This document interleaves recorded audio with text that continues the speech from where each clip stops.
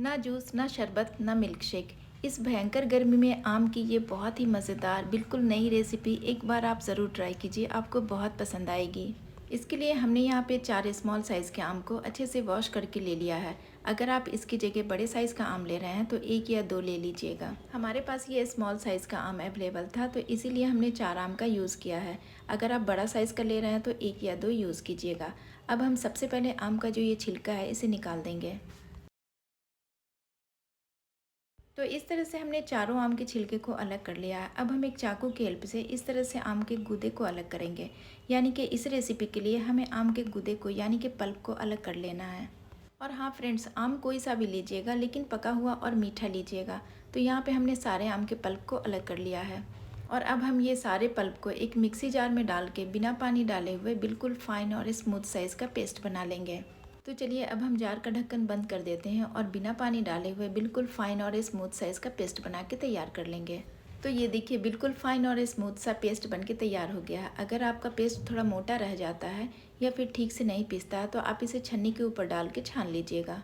और ये देखिए बहुत ही फाइन सा पेस्ट हमने बना के तैयार कर लिया। अब इसे साइड में रख देते हैं। और अब हमने यहाँ पे मेजरिंग कप से हाफ कप कॉर्नफ्लावर ले लिया है। इसकी जगह आप अरारोट भी ले सकते हैं। दोनों में से जो आपके पास अवेलेबल हो उसे आप यूज़ कर सकते हैं, बस मेज़रमेंट का आपको ध्यान रखना है। अब हमने यहाँ पे डाला है 1 टेबल स्पून चीनी और इसी के साथ हमने यहाँ पे डाला है 1 चुटकी ऑरेंज फूड कलर। ये बिल्कुल ऑप्शनल है, अगर आप डालना चाहते हैं तो डालिए, नहीं तो इसे स्किप कर दीजिए। अब हम सारी चीज़ों को सूखा पहले मिक्स कर लेंगे। अब हम इसका घोल तैयार करेंगे। तो यहाँ पे हमने मेजरिंग कप से 1 कप पानी ले लिया है, यानी कि हाफ कप हमने कॉर्नफ्लावर लिया था तो उसका डबल हम पानी यूज़ करेंगे। बस मेज़रमेंट का पूरा ध्यान रखिएगा। जिस कप या कटोरी से आप कॉर्नफ्लावर ले रहे हैं उसी कप या कटोरी से आप उसका डबल पानी ले लीजिएगा। सारी चीज़ों को हमने अच्छे से मिक्स कर लिया है। अब हम डालेंगे ये आम का पल्प।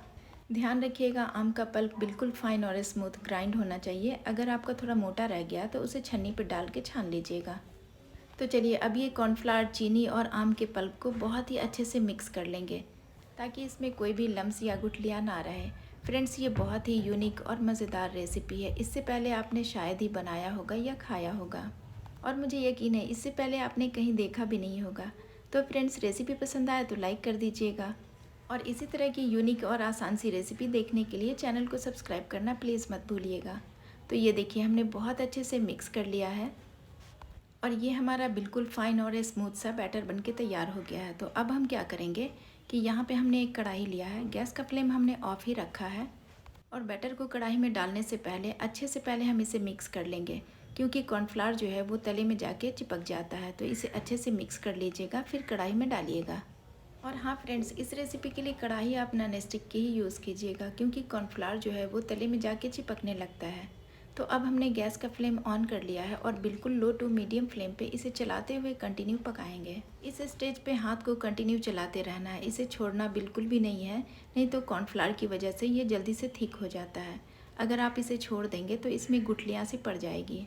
तो यहाँ देखिए ये थिक होना शुरू हो गया है। बस इसी तरह से इसे कंटिन्यू चलाते रहेंगे, नहीं तो ये तले में जाके चिपकने लगता है। तो बहुत ही आसान सी रेसिपी है फ्रेंड्स, बस ध्यान रखना है कि कढ़ाई नॉन स्टिक की लें और इसे कंटिन्यू इसी तरह से स्टर करते रहें ताकि इसका जो बैटर है यानी कि इसका जो डो बनेगा वो बिल्कुल परफेक्ट बनेगा। रेसिपी को एक बार ट्राई ज़रूर कीजिएगा। इस भयंकर गर्मी में इस रेसिपी को बना के और खा के आपको मज़ा आ जाएगा। बहुत ही लाजवाब ये रेसिपी बन के तैयार होती है और एक बार आपने इसे बना लिया ना तो बच्चे और बड़े सब इसके फ़ैन हो जाएंगे। तो बस इससे ज़्यादा हम इसे नहीं पकाएंगे। यहाँ पे हमने गैस का फ्लेम ऑफ कर दिया है और जब ये हल्का सा ठंडा हो जाएगा तब हम क्या करेंगे, ये जो मशीन हमने लिया है इसके अंदर हम इसे हल्का गर्म में ही फिल कर देंगे। यहाँ पे फालूदा बनाने के लिए हमने मीडियम वाली जाली का इस्तेमाल किया है। ये मशीन आपको ऑनलाइन या फिर किसी भी शॉप पे ईजिली मिल जाती है। वैसे तो ये मशीन हर घर में अवेलेबल होती है। अब ये जो बैटर है इसे हम गरम गरम में ही इस मशीन के अंदर फिल कर देंगे। वैसे तो आप फालूदा कई तरह से बना सकते हैं, लेकिन इस मशीन से बनाना बहुत ही आसान है और बिल्कुल परफेक्ट बन के तैयार होता है। बिना किसी झंझट के आप ढेर सारा फालूदा बना के तैयार कर सकते हैं। तो यहाँ देखिए मशीन को हमने ऊपर से अच्छे से लॉक कर दिया है और अब हम इसे साइड में रख देते हैं और चलते हैं नेक्स्ट प्रोसेस की तरफ। यहाँ पे फालूदा बनाने से पहले हम एक तैयारी करेंगे। बिल्कुल चिल्ड वाटर हमने एक बोल में डाल दिया है। अब हम डालेंगे थोड़ा सा आइस क्यूब फ्रेंड्स, यहाँ पे बहुत ज़रूरी है कि फ़ालूदा बनाने के लिए पानी बिल्कुल ठंडा और आइस वाला होना चाहिए, तभी फ़ालूदा बिल्कुल परफेक्ट बनेगा। बैटर जो हमने मशीन में डाला है वो गर्म होना चाहिए और पानी इस स्टेज पे बिल्कुल ठंडा और चिल्ड होना चाहिए, जिससे फ़ालूदे की कंसिस्टेंसी बिल्कुल परफेक्ट बनेगी। और ध्यान रखना है कि बैटर को भी बहुत अच्छे से पकाना है। 10 मिनट के लिए हमने इसे ऐसे ही छोड़ दिया था ताकि ये अच्छे से सेट हो जाए। और अब यहाँ देखिए, बिल्कुल परफेक्ट कंसिस्टेंसी में फ़ालूदा बन के तैयार हुआ है। तो चलिए अब हम आपको दिखाते हैं इसे किस तरह से सर्व करना है। यहाँ पे सबसे पहले हमने लिया है रूह अफ़ज़ा। 1 गिलास में हम 2 टेबल स्पून रूह अफ़ज़ा डालेंगे। आप इसकी जगह गुलाब का शरबत भी ले सकते हैं। अब यहाँ पे हमने 15 मिनट पहले थोड़े से सब्ज़ा सीड्स को भिगा के रख दिया था। इसे तुलसी का बीज भी बोलते हैं। ये गर्मियों के लिए बहुत ही फ़ायदेमंद होती है। इसकी तासीर ठंडी होती है, तो इसे गर्मी में ज़रूर इस्तेमाल करना चाहिए। अब हम दोनों गिलास में 2-2 टेबल स्पून सब्ज़ा सीड्स डाल देंगे। इसकी क्वांटिटी आप अपने हिसाब से कम या ज़्यादा भी कर सकते हैं।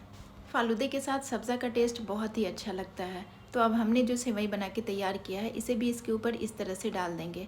इसकी क्वांटिटी भी आप अपने हिसाब से कम या ज़्यादा कर सकते हैं। सेवइयों को अभी मिक्स नहीं करेंगे, इसे पीते टाइम मिक्स करेंगे। इस तरह से जब आप मैंगो फ्लेवर का फ़ालूदा बना के तैयार करेंगे तो बहुत ही टेस्टी लगता है फ्रेंड्स, बहुत ही लाजवाब बन के तैयार होता है। अब हम इसके ऊपर थोड़े से बारीक कटे हुए काजू बादाम और पिस्ते की कतरन डाल देंगे, जिससे कि इसका टेस्ट और भी इन्हेंस होगा। और अब यहाँ पे हमारे पास थोड़ी सी चेरी है, इसे भी हम डाल देते हैं। आप इसकी जगह टूटी फ्रूटी भी डाल सकते हैं। अगर आपके पास चेरी अवेलेबल नहीं है तो आप इसे स्किप कर सकते हैं, टेस्ट में कोई भी फ़र्क नहीं आता है। अब हम यहाँ पे डालेंगे फ्रेश क्रीम। आप इसकी जगह ताज़े दूध की जो मलाई होती है उसे भी अच्छे से मिक्स करके डाल सकते हैं। और अब हमने यहाँ पे थोड़े से मैंगो को बारीक बारीक टुकड़ों में कट कर लिया है, इसे भी हम डाल देंगे। इससे भी फ़ालूदा बहुत ही टेस्टी लगता है। मैंगो का सीज़न है तो आप इस तरह से फ़ालूदा ज़रूर से बना के देखिएगा, बहुत ही टेस्टी लगता है। या फिर जिस भी फ्रूट का सीज़न हो आप उसे बारीक चॉप करके डाल सकते हैं। अभी आम का सीज़न है तो हमने आम को बारीक चॉप करके डाल दिया है। अभी आम का सीज़न है तो हमने फ़ालूदा भी मैंगो फ्लेवर का बनाया है। आप जिस भी फ्लेवर में चाहते हैं इसे बना के तैयार कर सकते हैं। फिर से हमने इसके ऊपर फ़ालूदा, चेरी और ड्राई फ्रूट डाल दिया। अब हम बिल्कुल ठंडी ठंडी मैंगो आइसक्रीम से इसे सर्व करेंगे। आपको जिस भी फ्लेवर का आइसक्रीम पसंद हो फ्रेंड्स, आप इस फ़ालूदे में डाल के सर्व कर सकते हैं। ये हमारा होममेड मैंगो आइसक्रीम है। अगर आपको इसकी रेसिपी चाहिए तो चैनल पे अपलोड है, ज़रूर से ट्राई कीजिए। और अब हमने दूसरे ग्लास में डाला है वनीला आइसक्रीम, जिसके ऊपर हमने थोड़ा सा चेरी और रूह अफ़ज़ा डाल के इसे ठंडी ठंडी सर्व करेंगे। तो है ना फ्रेंड्स, बहुत ही लाजवाब और आसान सी रेसिपी। इस भयंकर गर्मी में आम के सीज़न में इस रेसिपी को एक बार ज़रूर ट्राई कीजिएगा, आपको बहुत पसंद आएगी। बच्चे और बड़े सब इसके फ़ैन हो जाएंगे और मार्केट जाना तो बिल्कुल ही भूल जाएंगे। ये इतनी टेस्टी और मज़ेदार बन के तैयार हुई है। तो फ्रेंड्स, वीडियो पसंद आए तो लाइक कर दीजिएगा, फ्रेंड्स और फैमिली में शेयर कीजिएगा और चैनल को सब्सक्राइब करना प्लीज़ मत भूलिएगा। फिर मिलती हूँ एक नई और आसान सी रेसिपी के साथ। तब तक के लिए अपना ढेर सारा ख्याल रखें। अल्लाह हाफिज़।